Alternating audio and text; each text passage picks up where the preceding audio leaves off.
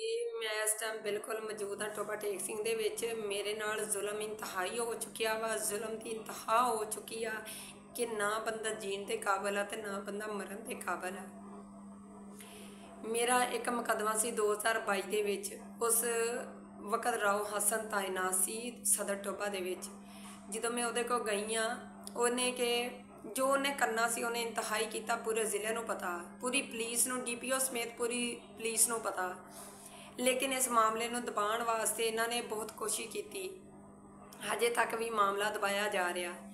इन्हां ने मैनू मेरा मकान सी, मेरे शोहर कोलों इन्हां ने मैनू डिवोर्स करवाती, इन्हां ने मेरा घर बर्बाद कर दिता। ਜਦੋਂ ਇਹਨਾਂ ਨੇ ਗਾਰੀ ਬਰਬਾਦ ਕਰਤਾ, मैं रेंट ते धक्के खा रही सी। इन्हां ने मेरे समान नूं भी ताले लाए, इन्हां ने मेरे मकान नूं भी ताले लाए पुलिस ने। इस चीज़ का मैं प्रूफ पेश करांगी। और मैनू बड़ियां बड़ियां धमकियां लग रही वा कि 3 साल तो 2.5 साल तो मैनू बड़ियां बड़ियां धमकियां ला रहे आ, असीं जे कर दांगे, असीं वो कर दांगे, राव हसन नूं माफ़ कर दे, सुलह कर ला। अफसरान भी कहते कि साडी जान छड्ड दे, मैं मेरा काम कर दो, मैं जान छड्ड दूँ। मेरी की दुश्मनी, कोई दुश्मनी नहीं इन्हां नाल। इन्हां ने की कीता कि बीबियां नूं होटलों च ले जाते हैं भैणां बना के। जो भैणां बना के होटलों च ले जाते हैं, जो फिर बीबियां आवाज़ चकदियां तो बीबियां नूं कहंदे असीं ते वो करांगे, तुसीं सोच भी नहीं सकदियां। ये SHO धमकियां लांदे आ राव हसन। और इस टाइम एक मुकदमा मेरा 2022 दे विच मुकदमा दर्ज होया, मदई मैं खुद हाँ, FIR हुई है 281 मुकदमा। कि एक भी नहीं, 3 FIR हुई कब्जे की कोशिश दियाँ मेरे मकान के उपर। मैं खुद मदईया वा, मसाल कमेटी की रिपोर्ट से परचे होए ने मेरे। समान मेरा वा, मकान मेरे नाम आ, सारे डॉक्यूमेंट्स मेरे कोल आ। और इस हद तक कि मैं DPO साहब को खुली कचहरी 1.5 साल हो गया। खुली कचहरी का मकसद आ कि आवाम नूं तफ्स दिता जाए। तो DPO साहब कह देंगे खुली कचहरी हाँ मेरी भैन, हाँ मेरी भैन, ठीक है असी कर दें। जो मैं थाने जाती, थाने वाले पता की कहते हैं, ये टाइम पास आ।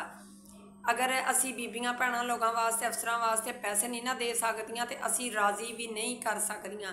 क्योंकि SHO बाद च मुलजम पार्टी नूं कहंदे असी ते इन्हां नूं बीबियां नूं राज़ी करते हैं, असीं तां तुहाडे नाल थोड़ा बहुता जुल्म करते हैं। इस चीज़ का भी मैं मौकफ जो दे रही हाँ उसका बयान करांगी। अच्छा, फिर इन्होंने 613 मुकदमा दर्ज किया, क्योंकि मैं SHO के नाम नहीं लेना चाहती। अजे बड़िया बड़िया मैंने धमकियां लग रही, मेरे नाल तो जुल्म हो रहा।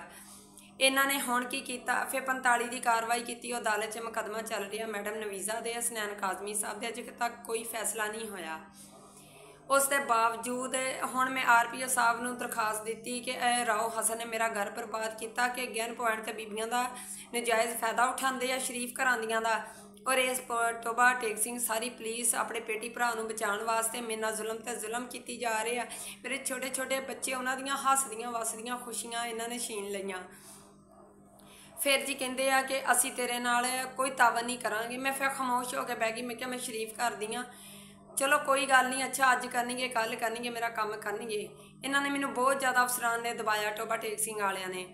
हुण इसका नजायज़ फायदा उठाया कि RPO साहब ने मैं एप्लीकेशन दी राव हसन के खिलाफ, तो इन्होंने नजायज़, जो एक मुलजम खुद ही मुलजम आ, वह मकान भी है नहीं, वह घर भी है नहीं, मेरा उहदे नाल तलक भी कोई नहीं। मैं तो एक बच्चे लैके अपने धक्के खा रही हाँ, अपने बच्चों नूं पाल रही हाँ। मेरा समान भी पुलिस के कब्जे च, मकान भी। मैं SHO नूं महीना हो गया फ़ोन कर करके साबर सदर थाना SHO नूं मैं क्या, SHO साहब मेरिया मकान दियां चाबियां ठाडे को, तो मेरे ताले क्यों खोलते बार बार, मेरा समान विच पिया। कहंदा बाजी मेरी बहन मेरे कोल आ, चाबियां ताले किद्दां, मैं अज चैक करदा कल, क्योंकि अंदरों शाजबाज हो गए। वह रिटायरमेंट पैसा सी मेरे शोहर का, ਉਹੀ मुलजम आ मेरे। उन्हें शादी करके उन्हें दूसरी बीवी नूं लिया के घर च दाखिल किया, हल्के जज ने कोई आर्डर नहीं दिता। जिस टाइम ते इन्हां नूं पता कि वह मुलजम आ, उत्ते दफा लगियां 380 भी लगी आ, चोरी समान होया वा, कोई मेरा जहेज का समान उत्थे मौजूद आ।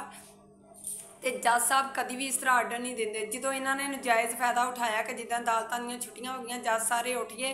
टोबा टेक सिंह दे विच सदर साबर SHO ने फायदा उठाया है कि उन्होंने पता भी सी कि यह मकान जोड़ा वा बीबी का वा, मकान दे विच उहदा समान जहेज का कीमती पिया वा। उसके बावजूद उन्हें फायदा उठाते हुए उन्हें बंदे जोड़े मुलजम पार्टी उन्होंने दाखिल कर दिता अंदर।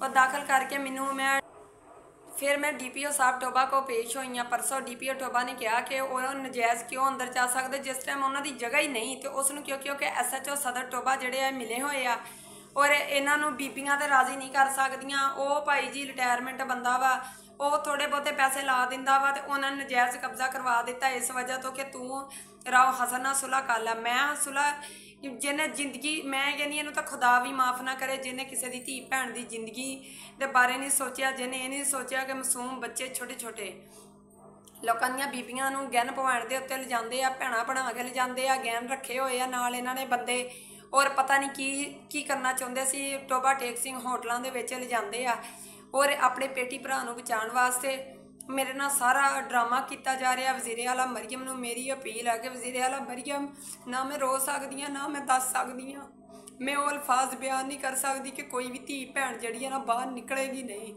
कि जिस तरह कि इन्होंने मेरे नाल जुल्म ते जुल्म किया और इस मामले नूं दबाने की पूरी फुल कोशिश की जा रही है। और 1.5 साल तो और DPO साहब के हमरा हो रहा वा टोबा टेक सिंह दे विच सब कुछ। मैनू मेरा घर चो उन्होंने निकालिया जाए मुलजम लोगों को, क्योंकि उन्होंने घर ही नहीं हैगा, वो घर ही मेरा वा। मेरे खुद डॉक्यूमेंट्स मेरे कोल आ, मैं खुद मदई हाँ। मैं 3 परचे उन्होंने कराए आ, जेडे जिन्हों ते मैं परचे कराए उन्होंने मेरे घर दे विच इन्होंने वाड़ दिता, दाखिल कर दिता कि वो सिर्फ इस वजह तो रले हुए आ कि अदालत का एक सहारा इन्होंने जान बुझ के इन्होंने किया वा कि जज साहब नूं ते पता भी नहीं इस चीज़ का कि वह मुलजम आ पहले ही।